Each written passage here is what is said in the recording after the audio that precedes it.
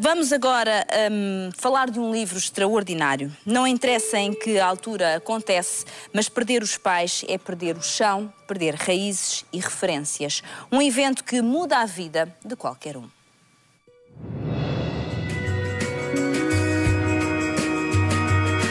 O pai e a mãe sempre foram o porto de abrigo de Marta Aragão Pinto. Um casal cúmplice e alegre, cujo divórcio acabou por surpreender a filha. Ainda assim, a separação não ditou o afastamento, já que os pais alimentaram uma relação amigável e próxima dos filhos. Mas a morte, essa, é definitiva. E Marta passou pelo drama de perder a mãe e depois o pai, num curto espaço de tempo.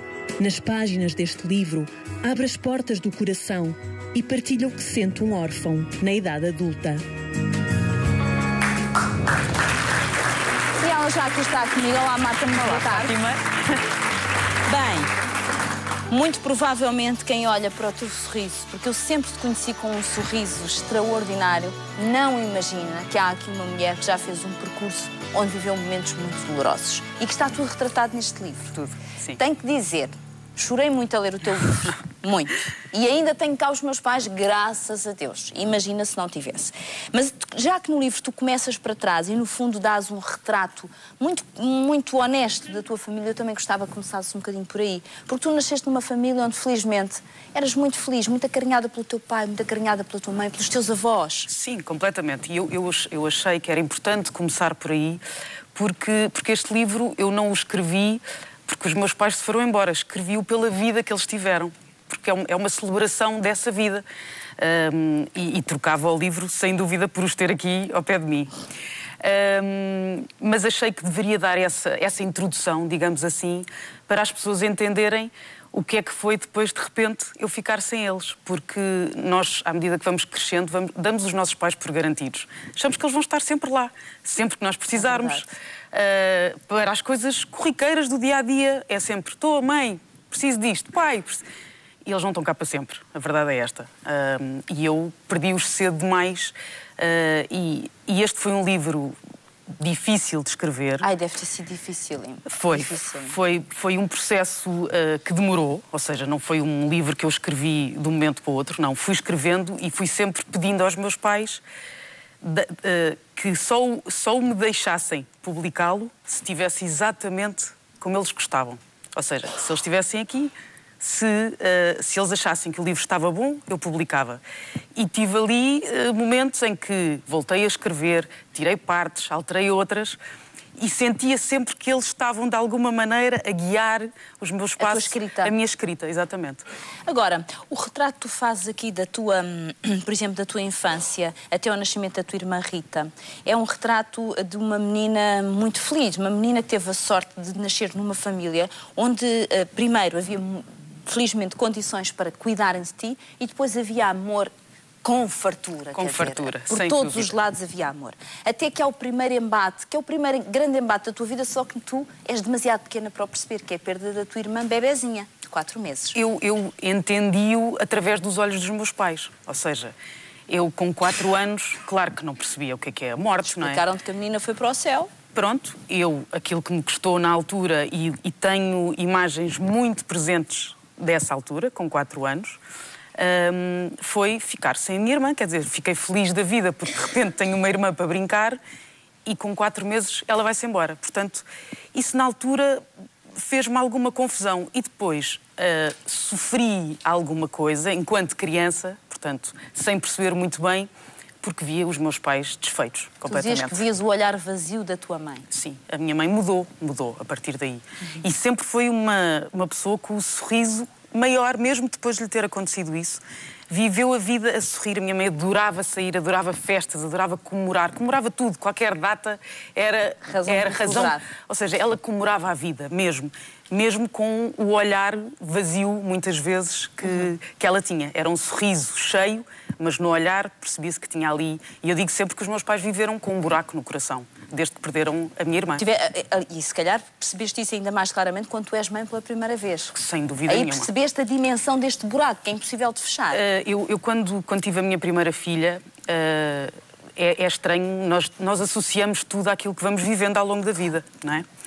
eu tinha sempre aquele pânico de deixa ver se ela passa aos 4 meses, porque eu tinha tão presente que a minha irmã se tinha ido embora aos 4 meses por um descuido no infantário de não a porem a arrotar a seguir a beber o leite, quer dizer, uma coisa imbecil, imbecil. Que eu tinha sempre...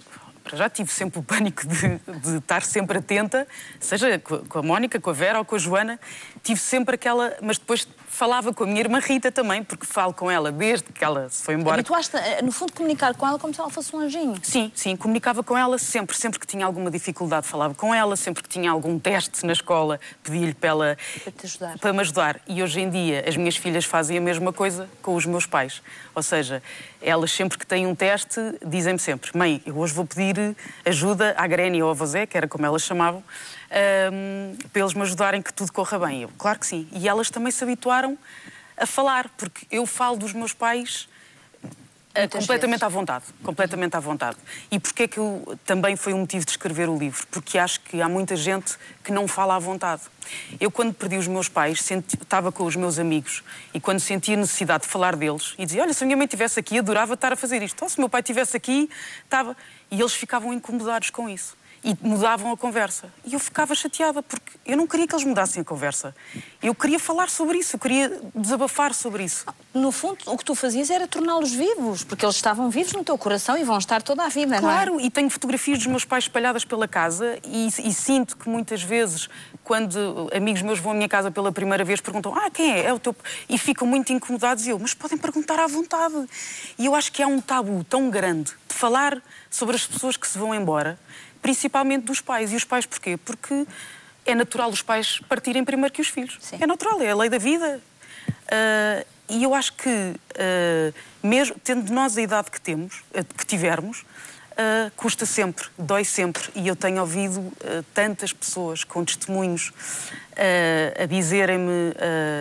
e pessoas com 60, 70 anos que ainda, ou que perderam os pais ou que ainda têm os pais, que é um medo muito grande. Sempre. Sempre.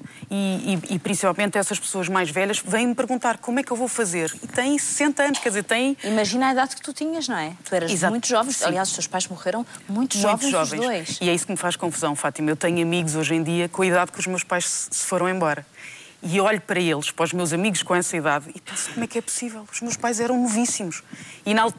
Nós não pensamos nos nossos pais na idade deles, mas os nossos pais têm a idade que tiverem, não é? E agora, lá está, as associações que tu fazes consoante o teu percurso de vida. É olhar para amigos meus com 49 anos... Foi a idade que a minha mãe se foi embora, quer dizer, era uma muito nova. Era uma miúda. Sim, era uma miúda, tinha tudo para viver.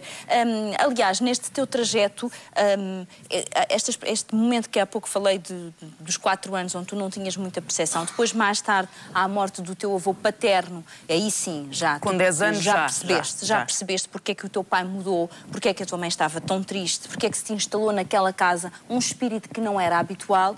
E depois, ainda antes de falarmos, obviamente, a partir dos teus pais, que eu acho que... acho muito sinceramente e muito honestamente que este livro vai ser uma ajuda preciosa para muitas pessoas. Já hoje o disse a 2, depois de ler o livro.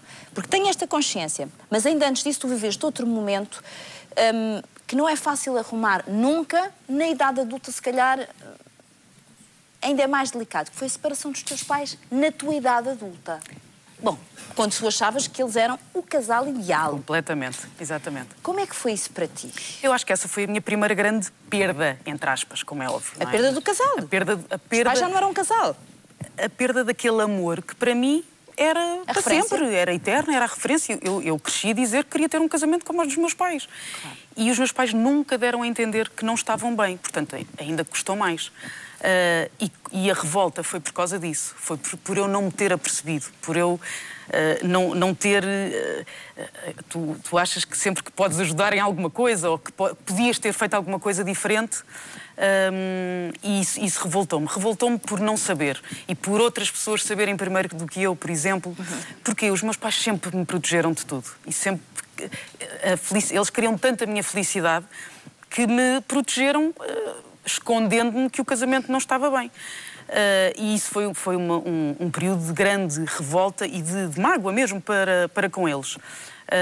Depois eu própria, na idade adulta, acabei por me separar. Acabaste de passar por isso, mas aí fizeste diferente, porque foste falar com o teu pai, pediste conselhos. É verdade. Aí fizeste diferente. Bom, já vamos regressar à conversa com a Marta. Bom, vamos voltar agora à conversa com a Marta. Marta, os teus pais seguiram na altura cada um o seu caminho, tu acompanhaste bastante os dois, a tua mãe de uma forma diferente, no fundo assististe às suas lágrimas, ao seu desgosto, ter percebido que aquele amor, que ainda por cima é um amor bonito, que tu preservas as cartas que trocaram, tudo. Um amor bonito, aqueles amores que a pessoa lê e diz... Foi. Sabes, que se cresce... O conto de fadas. Exatamente, o conto de fadas. E, portanto, tu assististe a esta... Não vou dizer este desligar da vida da tua mãe, mas a tua mãe nunca mais foi a mesma pessoa. Eu acho que nem a minha mãe, nem o meu pai, muito sinceramente. Eles separaram-se, mas... Separaram-se, mas o amor continuava lá. Separaram-se por aquilo que eu costumo dizer, por as influências externas da vida, por influências que esta sociedade tem. Não por um sentimento que tenha morrido? Não. O amor continuava lá. Aliás, eles continuaram a falar-se, continuavam-se a encontrar. E eu nunca senti que deixámos de ser uma família. Mas era diferente, porque eles não viviam juntos, não é? E na altura, ainda por cima, eu tinha acabado de acabar o curso, não é? E decidi ir viver sozinha porque eu não queria estar a viver aquilo. Eu não queria continuar numa casa que não era a casa dos pais. Era da tua mãe. Exatamente. E ter que me dividir entre... Isso tudo me fazia imensa confusão. Porque o amor, e hoje em dia ainda mais, eu acho que o amor tem que ser o motor de tudo. E nós não podemos deixar que nada influencie a nossa vida e temos sempre que ser convictos de que o amor é o principal. Não, e para isso tem que haver tempo. Tem que haver sempre tempo. Agora, tu casaste, depois ficaste grávida da tua filha e é durante a gravidez da tua filha mais velha que a tua mãe adoece. Bom, um período já por si delicado, não é? Até porque quando isto tudo se manifesta de uma forma mais, mais forte, já estavas, fiz eu as minhas contas, 7 meses de gravidez, por aí. 7 meses, portanto. Sim. A gravidez já ia bem avançada.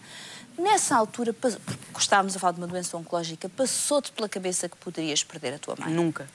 Achaste que esta mulher robusta ia ultrapassar isto? Fátima, nunca, em dia nenhum, em momento algum, achei que a minha mãe pudesse morrer. Nunca. Mesmo no último dia, achei sempre que a minha mãe ia ficar boa. Sempre. Mesmo quando a visitaste prostrada com os médicos a dizerem... Mas o problema foi que os médicos nunca disseram a palavra, nunca disseram, olha, a sua mãe não vai passar daqui, a sua mãe está mesmo muito mal. Nunca me disseram isto. Nem a mim, nem a ela. E não conseguias ver nessa altura? Porque não era isso que tu querias? Não, e a esperança é sempre... tu achas sempre que... Ainda por cima, foi um processo de 2 anos, não é? Foi descobrir o primeiro cancro no estômago, depois no pulmão, e esses foram retirados, ficou boa, não precisou de fazer tratamentos. E o terceiro... Na cabeça, inoperável. Inoperável, exatamente. Portanto, tu achas, está bem, inoperável, mas faz tratamentos e fica boa na mesma. E depois a força dela. Que ela viveu sempre como se fosse ficar boa. A minha mãe tinha 49 anos e estávamos a programar a festa dos 50 anos dela. Portanto, a minha mãe vivia a vida para a frente, fazia os projetos do futuro, nunca deixou de os fazer. Portanto, quem era eu para pensar alguma vez que ia deixar de ter a minha mãe? Não é?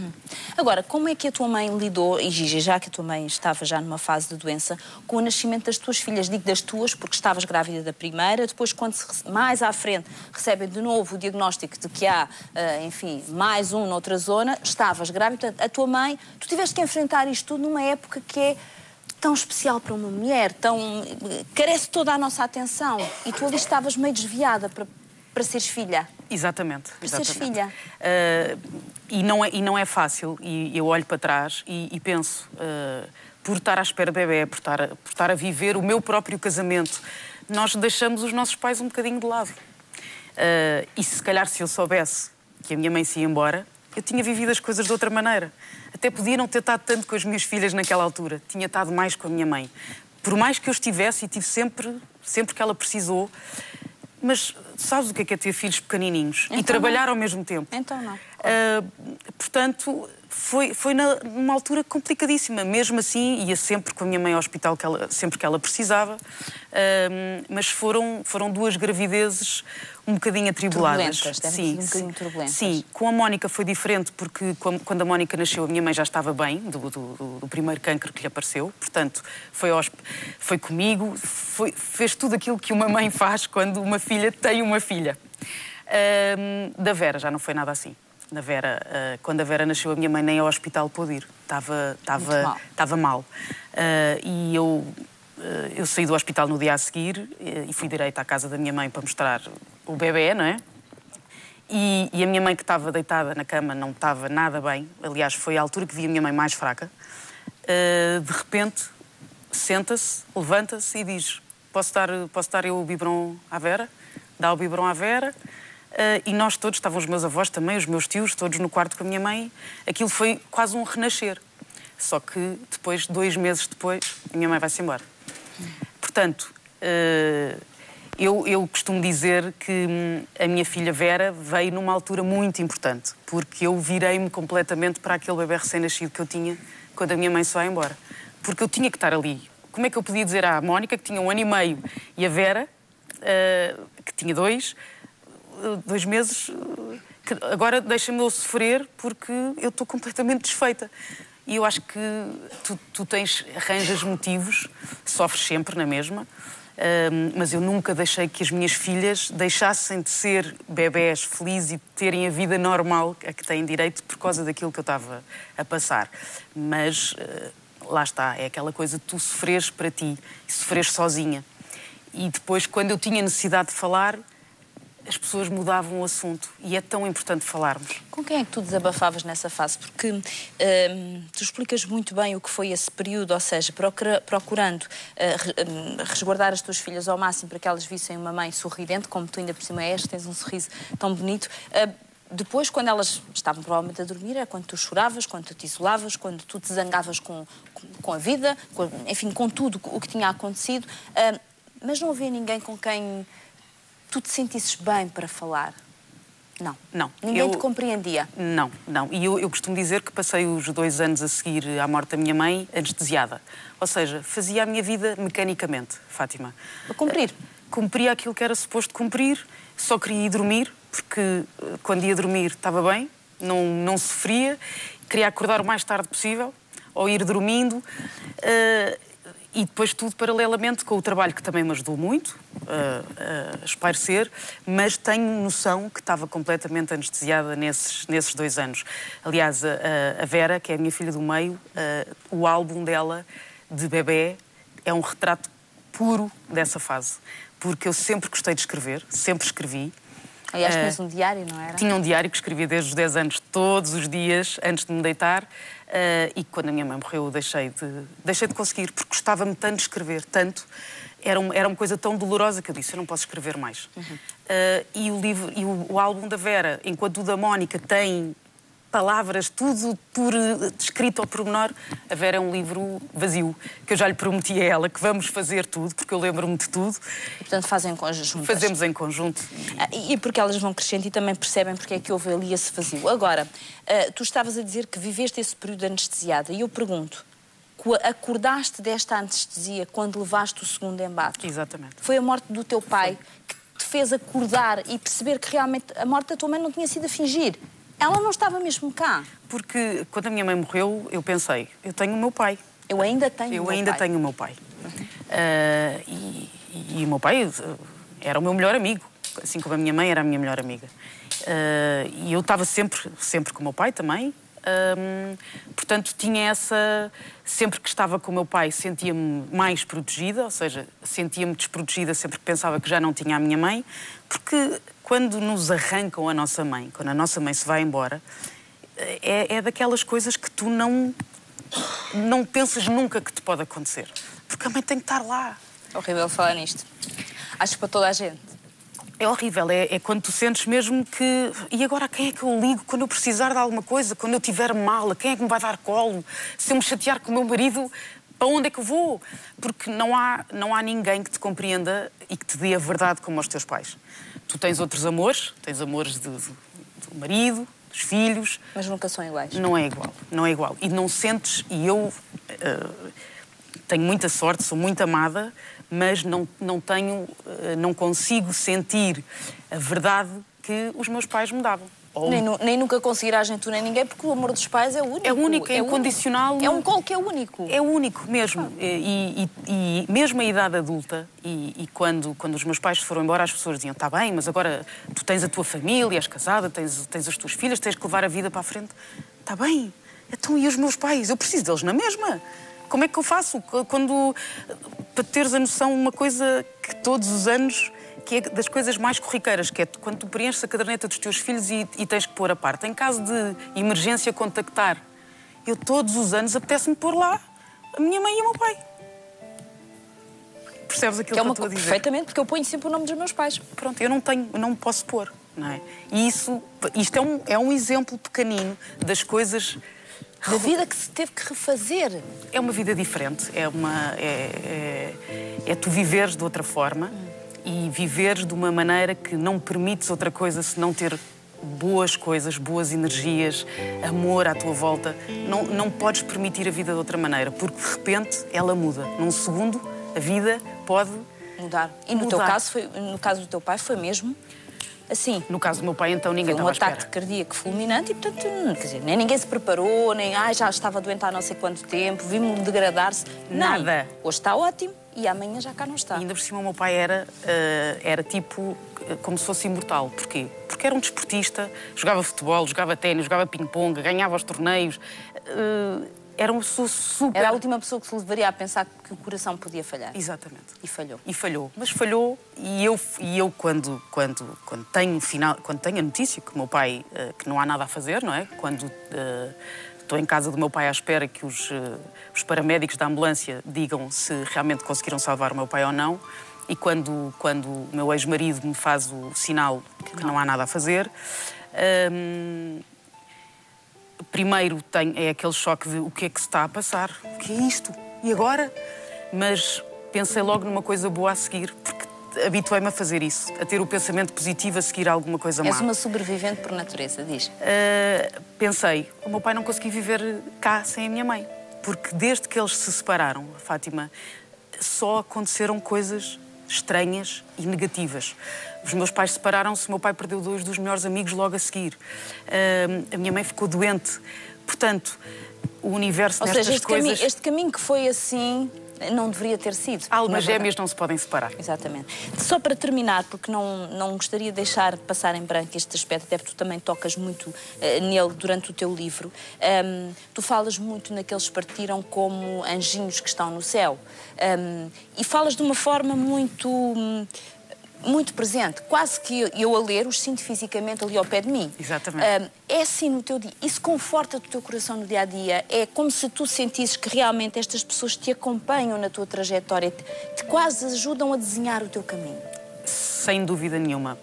Não só porque eu falo com eles, sempre que preciso, mas também porque os sinto. Sinto-os mesmo, Sentes Fátima. a sua presença e a sua companhia. Sinto. Há coisas há sinais, que os sinto tão bem, que não há como eles não estarem aqui. Não há como. Pode para algumas pessoas parecer estranho, mas eu compreendo-se perfeitamente. Bem, só para perguntar, é este o livro que querias ter escrito? Quando depois o releste no final, era este o livro que tu querias ter escrito? Sem dúvida, e tenho a certeza que os meus pais estão a sorrir completamente a olharem para esse livro. Bem, já sabes, chama-se No Céu Olhar por Mim, foi hoje para as livrarias, portanto, se hoje quiser, a partir de hoje, adquirir este livro, eu aconselho vivamente. É dos livros mais bonitos que li nos últimos tempos. Minha querida Marta, obrigada, foi um prazer Fátima. imenso. Um grande aplauso.